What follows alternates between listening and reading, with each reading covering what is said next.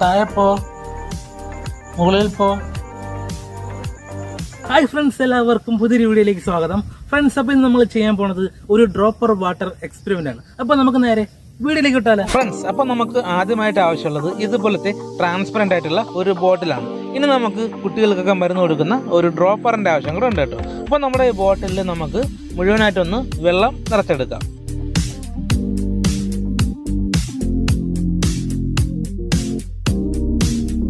ഇനി നമുക്ക് ഈ ഡ്രോപ്പറിന്റെ മുകൾ ഭാഗം ഇളക്കിയെടുത്തിട്ട് ഇതുപോലെ കുറച്ച് മണലും കൂടെ നമ്മൾ എടുത്തിട്ടുണ്ട്. അപ്പോൾ ഈ മണൽ നമുക്ക് ഈ ഡ്രോപ്പറിനകത്തേക്കൊന്ന് ഇട്ട് കൊടുക്കും. അപ്പോൾ മണൽ തന്നെ വേണമെന്നില്ല, ചെറിയ മുത്തോ ചെറിയ കല്ലോ എന്തായാലും മതി.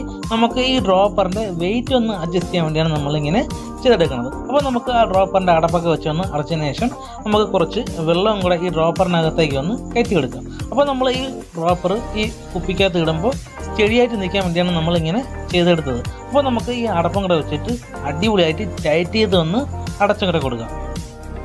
താഴെ പോ, മുകളിൽ പോ, നടുക്ക് പോയിട്ട് തിരിച്ച് മാളിപ്പോ, താഴെ പോ, നടുക്ക് പോയിട്ട് തിരിച്ച് താഴെ വാ.